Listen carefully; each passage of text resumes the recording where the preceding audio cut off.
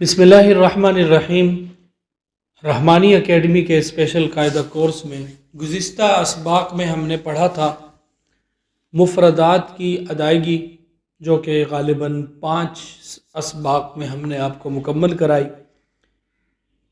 हुरूफ़ मुफ़रदात को पढ़ते वक़्त अक्सर असातिज़ा, तलबा और तमाम आवाम भी, ख़वास भी एक गलती करते हैं कि ये पहली तख्ती ही तो है, यहाँ क्या मेहनत करनी।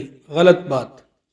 यही मेहनत करनी है और बहुत ज़बरदस्त मेहनत करनी है, क्योंकि कुरान पाक में जितने भी अल्फाज हैं, जिन जिन अल्फाज को आप देखें, वो सारे के सारे अल्फाज हुरूफ़ मुफ़रदात में आपको मिलते हैं, यानी हुरूफ़ हिजा में आपको मिलते हैं।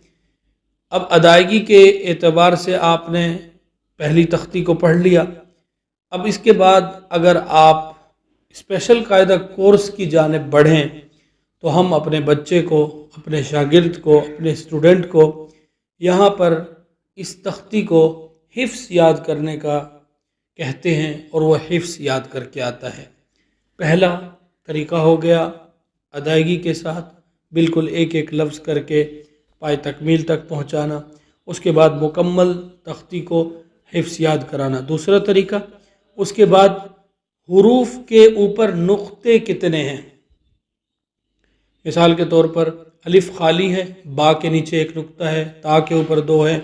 इसी तरह सारे के सारे बच्चे को याद कराने हैं। उसके बाद बच्चे को याद हो जाए कि कुरान पाक में 3 हरूफ कभी बारीक हैं और कभी पुर हैं, 7 हरूफ हमेशा पुर हैं और 19 हरूफ हमेशा बारीक पढ़े जाते हैं। ये हो गया। इसके बाद आपने बच्चे को नरम हरूफ भी याद करा देने, सीटी वाले हरूफ भी याद करा देने, और आप अगर नज़र दौड़ाएं, आप गौर से देखें तो आपको हमारे इस कायदे में तख्ती के नीचे आपको कुछ हरूफ मिल जाएंगे। ये वो मकामात हैं जहाँ से एक ही हरूफ निकलते हैं, यानी कि हमज़ा हा का मखरज एक है, एक ही मकाम से अदा होते हैं। आइन, हा, गईन, खा। इसी तरह कौफ अलहदा होगा, काफ अलहदा होगा। फिर आप देखें तो एक डब्बा है, एक बॉक्स है, उसमें जीम, शीन, या एक ही जगह। ये भी बच्चे को याद करा दिए जाएं तो इंशाअल्लाह बहुत ज़बरदस्त फ़ायदा होता है। यहाँ पर हो गया। अब आपने ना बच्चे से कुरान पाक के जो हरूफ हैं उनकी अचानक से बस सवाल करना है, कौफ के बाद क्या होता है। वो बोलेगा काफ। अच्छा, काफ पर कितने नुक्ते होते हैं। अच्छा, वो बोलेगा काफ पर नुक्ते नहीं होते, तो ठीक है।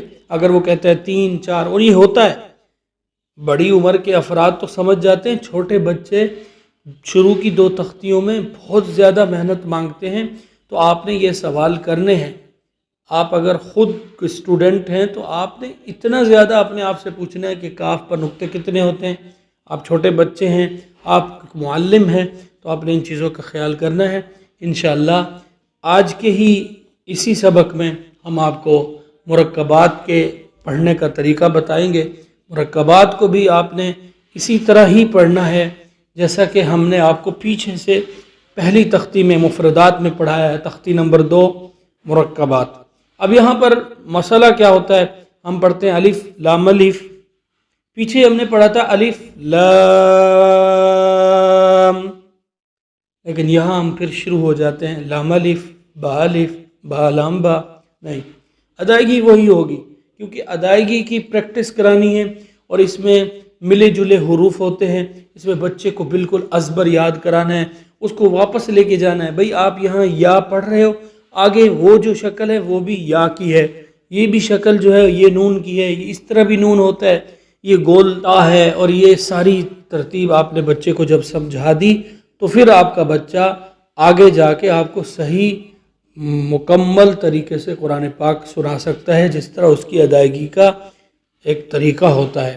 तो आपने ये 3-4 तरीके बच्चे को पढ़ाने हैं और उसके बाद हुरूफ मुरक्कबात में आपने अदायगी का बहुत ज़्यादा ख्याल रखना है और बच्चे को पहचान करानी है। इस तख्ती में जल्दबाजी नहीं करनी, थोड़ा सबक हो, मेयारी हो, मजबूत हो। इंशाअल्लाह ताला अगली वीडियो में मैं आपको बताऊंगा इस तख्ती के ख़त्म होने के बाद اگلی تختی شروع نہیں کرائی جاتی، ایک بہت بڑا عمل ہے وہ کرنا ہوتا ہے، اس کے بعد آپ اگلی تختی کی جانب بڑھتے ہیں۔ تو امید کرتا ہوں آپ کو آج کی ویڈیو پسند آئی ہوگی اور آپ اپنے احباب کے ساتھ اس کو شیئر کریں گے۔ السلام علیکم ورحمۃ اللہ وبرکاتہ۔